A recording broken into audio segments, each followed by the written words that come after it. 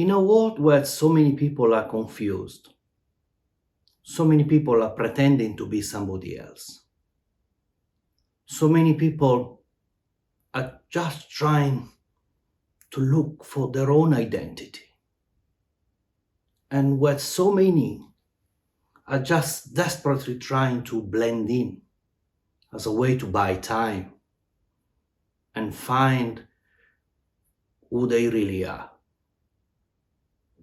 The real question is not if this is you, or if this is me for that matter. The question we should be asking ourselves is, who are you? Who am I? Why are we in this together? You see, as I share with you my collection, I'm trying to get into a conversation as a way to somehow unlock some deep meaning. And if you are new to this channel, my name is Davide. I'm the impertinent collector. And today, my collection will take you to Moscow, to Russia, before the 1917 revolution. Russia is still a mystery to me. It is one of the countries that I've not been able to visit.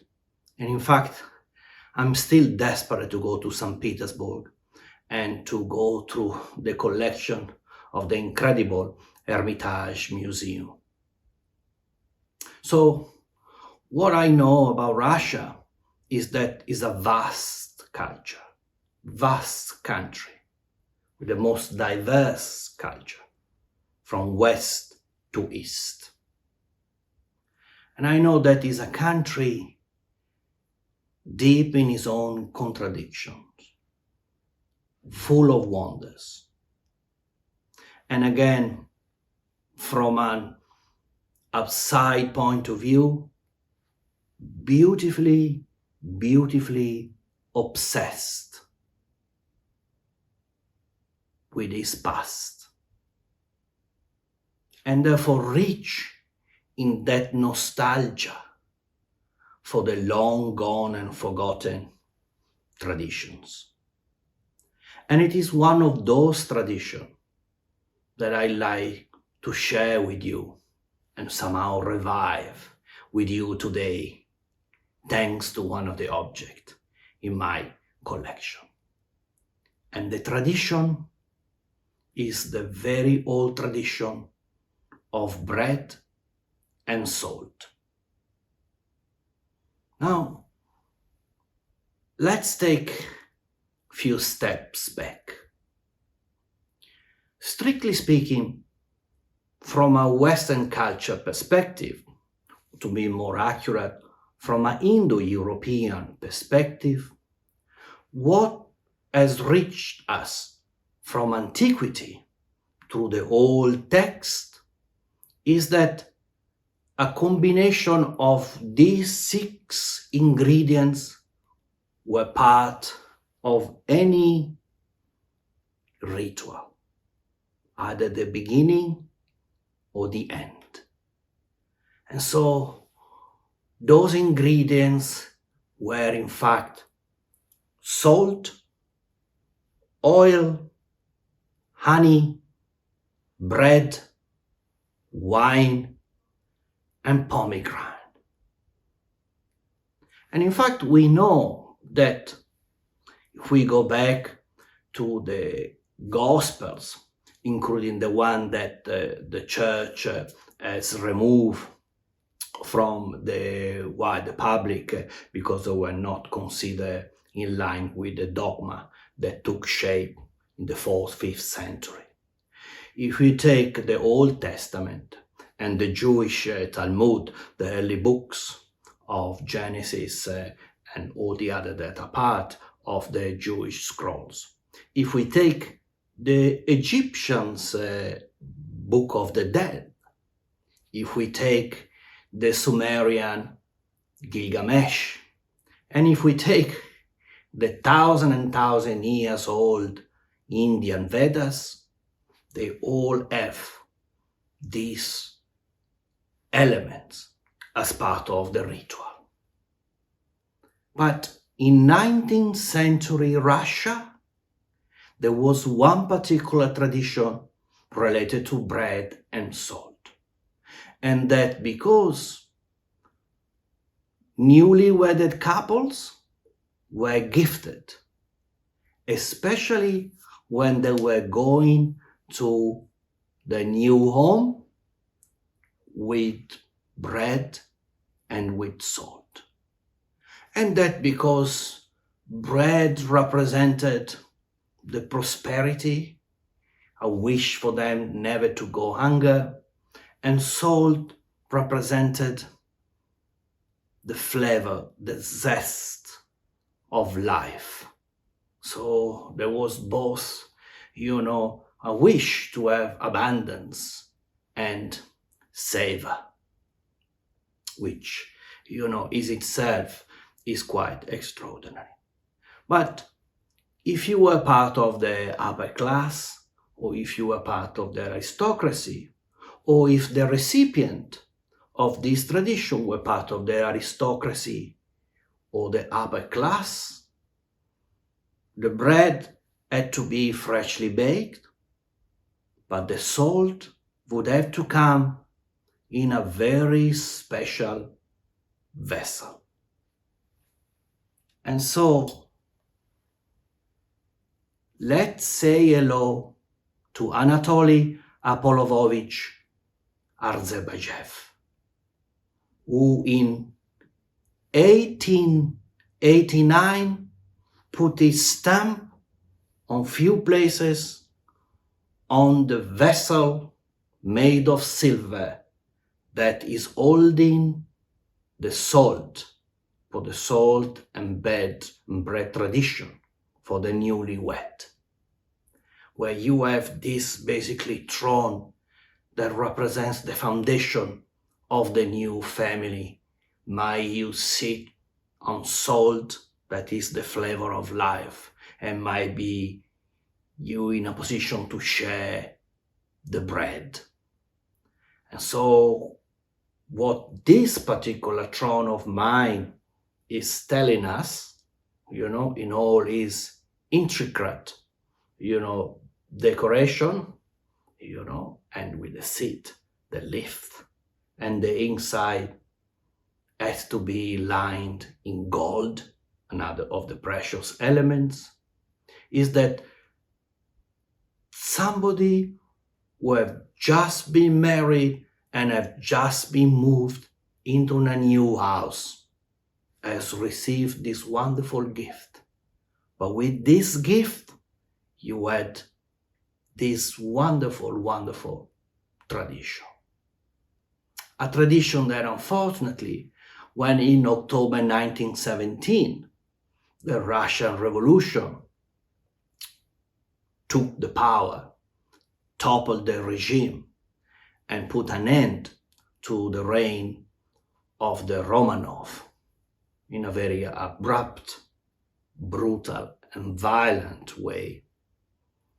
All these traditions were lost.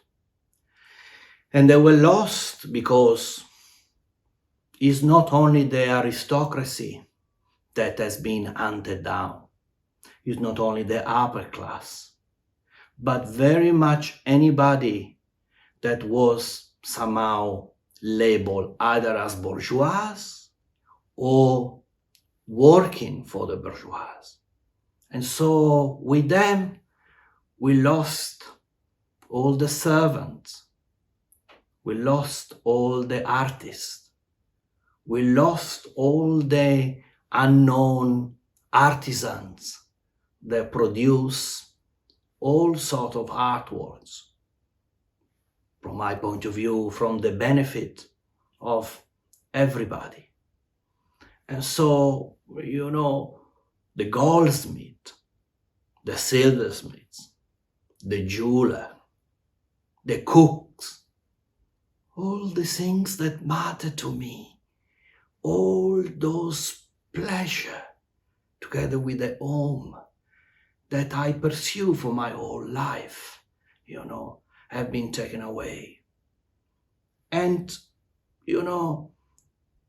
the small people, but also the big people, got caught up in what somehow I describe as the ripple of history, that one way or another touch us all.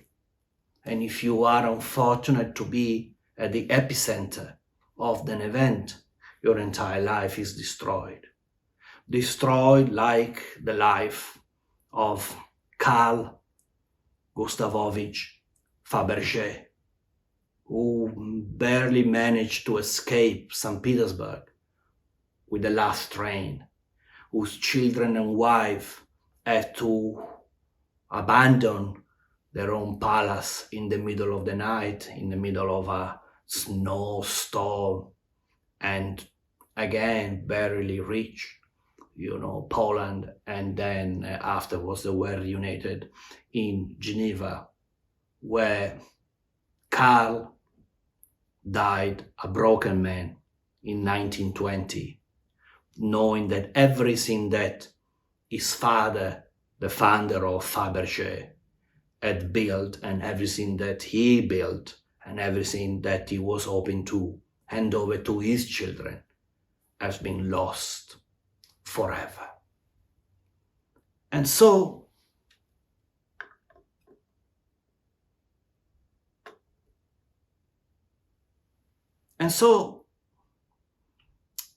I'm not somehow detached from the reality that millions of people ended up in a gulag, in a labor camp, in re-educational camp.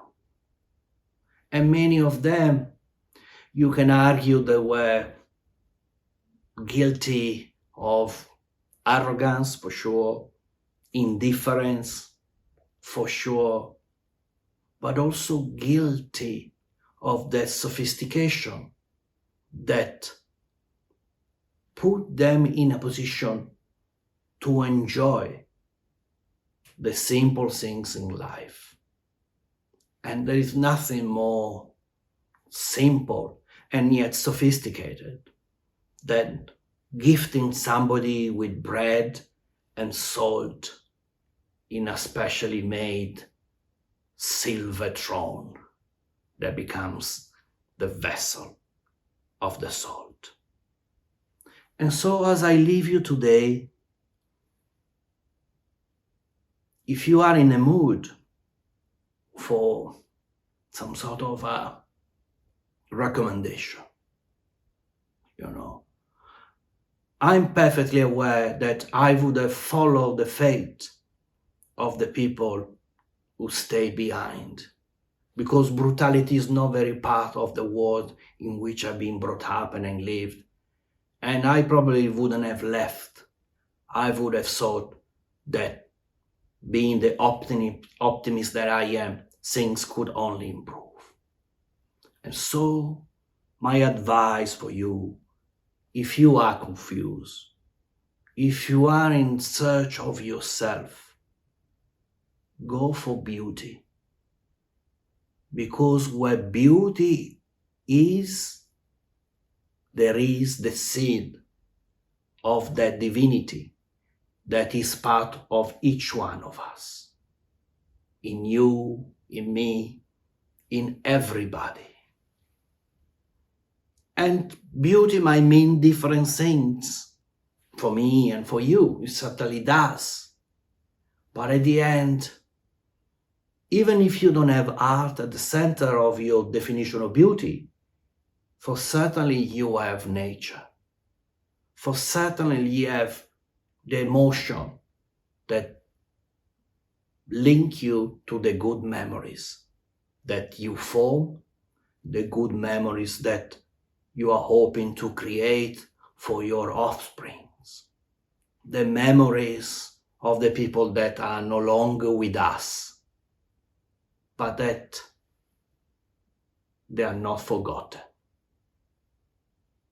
And this is how I say goodbye to you today, Davide, the impertinent collector, the beauty seeker. And you know what? It's not about money, it's not about wealth, it's not about showing off like in this improbable breakfast table. It is about what moves you deep inside. Go for it. Search for it. Feed him. And join me in this journey with a like, a comment, and a subscription. Davide here from the Impertinent Collector. And the silver throne that our friend Anatoly Apolovovich Arzibayev, God knows where he might be, made for a client who gave it to a newlywed couple. What happened to them? And so, as I leave you, it's not abundance that I wish you, represented by bread. It's the zest of life that is represented by salt. That is my wish for you today.